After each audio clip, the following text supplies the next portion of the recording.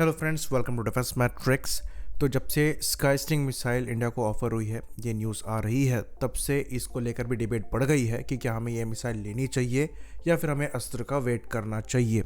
Even यहाँ पर x space पर भी इस चीज़ को लेकर डिबेट हो रही है कि क्या ये रिक्वायर्ड होगी, क्या हमें R-37 या स्काई स्टिंग जैसी मिसाइल्स एक्चुअल में चाहिए या फिर कुछ टाइम हम वेट कर लें और अस्त्र मिसाइल को सर्विस में इंडक्ट करके अपनी रिक्वायरमेंट को पूरा करें। तो आज हम इसके बारे में विस्तार से डिस्कस करेंगे। क्या पॉइंट दूसरी साइड से आ रहे हैं उसको भी एड्रेस करने की कोशिश करेंगे।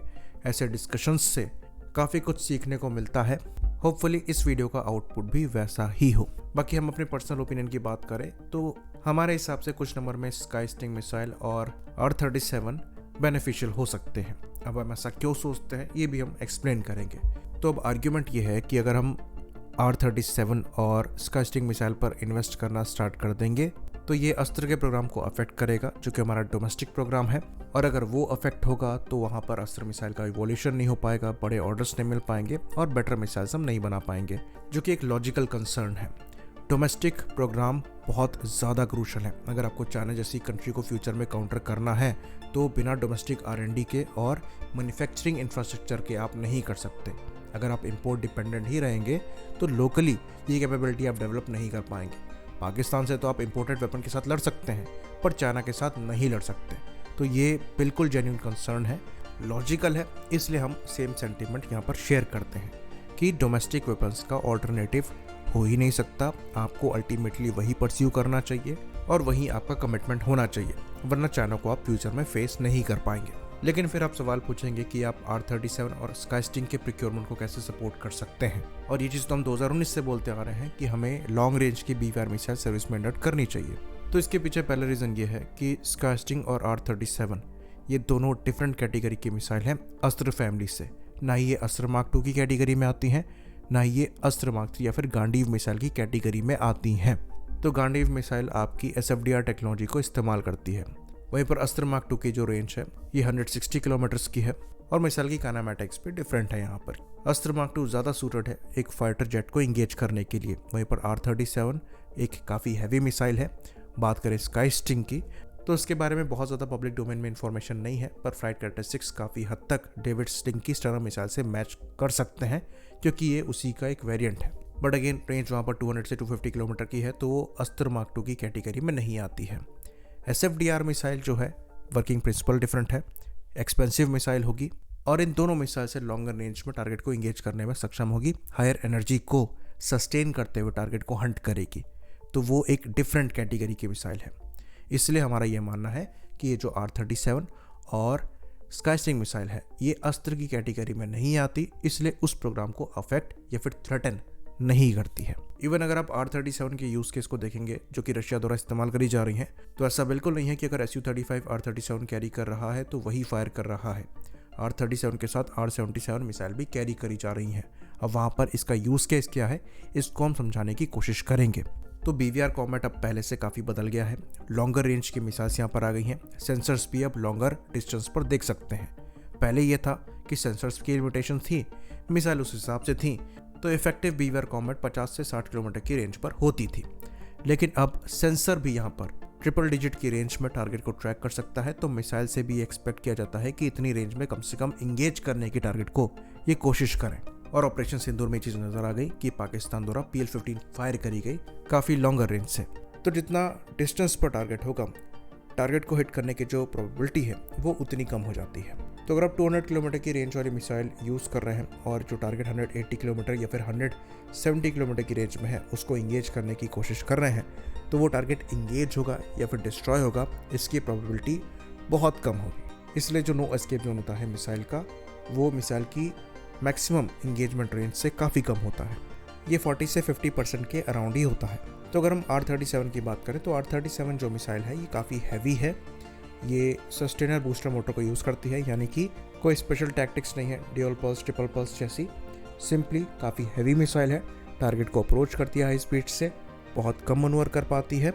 तो अगर टारगेट फाइटर एयरक्राफ्ट है तो दूसरी मिसाइल के कंपैरिजन में वो एक पर्टिकुलर रेंज में इनसे एस्केप कर सकता है, और ये कोई छोटी मोटी चीज़ नहीं है, एक एडवांटेज आपको प्रोवाइड कराता है। अगर एनिमी फॉर्मेशन आपकी तरफ आ रहा है और आप लॉन्गर रेंज की मिसाइल फायर करके उसको डिफेंसिव कर देते हैं तो उसका अटैक जो है वो डिसरप्ट हो जाता है और आपको मौका मिलता है कि आप उसके और ज़्यादा क्लोज जाएं ताकि दूसरे वेपन से उनको इंगेज करने की कोशिश करें, भले आपका जो लॉन्ग रेंज वेपन है वो इनको हिट ना कर पाए। ये BVR कॉम्बैट में एक इम्पॉर्टेंट टैक्टिक्स है। तो ऐसा भी बिल्कुल नहीं है कि अगर आपके पास 200 किलोमीटर से कम रेंज वाली मिसाइल है तो आप टारगेट को इंगेज नहीं कर सकते। यहाँ पर डिफरेंट टैक्टिक्स इन्वॉल्व होती हैं, जैसे कि इलेक्ट्रॉनिक काउंटर मेजर की हो गई। बेसिकली आप एनिमी के रडार को जैम करना स्टार्ट कर दीजिए। अगर उसकी रेंज है कि वो आपको 200 किलोमीटर की रेंज पर डिटेक्ट कर पाता है तो जैमर्स को यूज़ करने के बाद हो सकता है वो आपको 120 से 130 किलोमीटर की रेंज में ही देख पाए। और अगर 120 से 130 किलोमीटर की रेंज में देख पाएगा तो भले ही उसके पास 200 किलोमीटर की मिसाइल हो, वो तभी लॉन्च कर पाएगा और तब तक हो सकता है वो आपकी भी BVR मिसाइल की रेंज में आ जाए, जो कि इस केस में 160 किलोमीटर हो सकती है, जैसे कि अस्त्र मार्क 2 की है। तो आप भी उसको पहले एंगेज कर सकते हैं अगर आप इफेक्टिव इलेक्ट्रॉनिक वॉरफेयर कैपेबिलिटी को डेमोन्स्ट्रेट कर रहे हैं। तो फिर आप आर्ग्यूमेंट ये करेंगे कि 200 किलोमीटर रेंज वाली मिसाइल की क्या ज़रूरत है, हमें EW कैपेबिलिटी को इम्प्रूव करना चाहिए। देन अगेन उसका भी काउंटर है कि एनिमी अपने एवैक्स को यूज़ करेगा, जो कि ज़्यादा पावरफुल रडार को इस्तेमाल करते हैं, जो लॉन्गर रेंज में टारगेट को देख पाएंगे। और अब एवैक्स भी इतने कैपेबल हो गए हैं कि वो डेटा लिंक के थ्रू मिसाइल को गाइड कर सकते हैं, तो लॉन्गर रेंज की मिसाइल फिर भी गाइड करी जा सकती है। तो ये एक एंडलेस लूप है। काउंटर मेजर के काउंटर मेजर निकल कर सामने आते हैं, जिन्हें काउंटर मेजर कहा जाता है। तो एक BVR कॉम्बैट में सैकड़ों फैक्टर्स इन्वॉल्व होते हैं और खाली मिसाइल की लॉन्गर रेंज ही एक एडवांटेज का पॉइंट नहीं होता है, लेकिन हम ये भी कहेंगे कि एक इम्पॉर्टेंट पॉइंट होता है। और मिसाइल की लॉन्गर रेंज विद सेंसर के लॉन्गर रेंज आपको एक एडवांटेज की पोजीशन में रखेंगे। बाकी यहाँ पर अगर आप काम चलाना चाहें तो वैसे भी चल सकता है, जैसे ऑपरेशन सिंदूर में चला था, जहाँ पर आप long range air defence systems का इस्तेमाल कर सकते हैं एनिमी को पीछे रखने के लिए और air to surface attack perform कर सकते हैं। आपको BVR कॉम्बैट लड़ने की रिक्वायरमेंट ही नहीं है।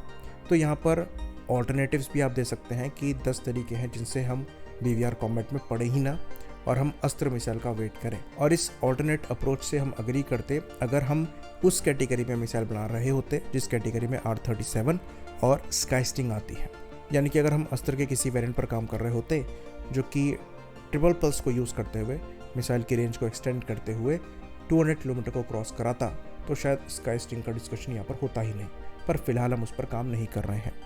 बाकी ये चीज़ भी हम कहेंगे कि अस्त्र मिसाइल जो है ये R37 या स्काईस्टिंग से ज़्यादा इंपॉर्टेंट होगी, क्योंकि जो एक्चुअल कंटेस्टेड BVR कॉम्बैट होने वाली है ये 100 से 120 किलोमीटर की रेंज में ही होगी, जहाँ पर हिट प्रोबेबिलिटी एक्चुअली अच्छी खासी होगी।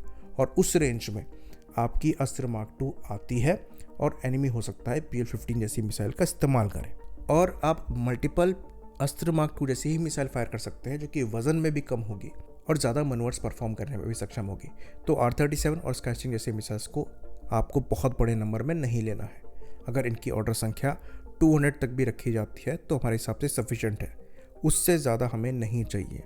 लेकिन अस्त्र मार्क 2 जैसी मिसाइल्स, गांडीव जैसी मिसाइल्स हमें हज़ारों में चाहिए, क्योंकि उनका जो पर्पस है वो अलग है। बाकी हम इस चीज़ से पूरी तरीके से सहमत हैं कि तेजस से मीटियोर इंटीग्रेशन की कोई रिक्वायरमेंट नहीं है, क्योंकि मीटियोर आपकी गांडीव मिसाइल की कैटेगरी में रहती है। अगर गांडीव मिसाइल लगनी है तो इसमें मीटियोर इंटीग्रेट करके एडिशनल मीटियोर्स को परचेज करने का कोई मतलब नहीं है।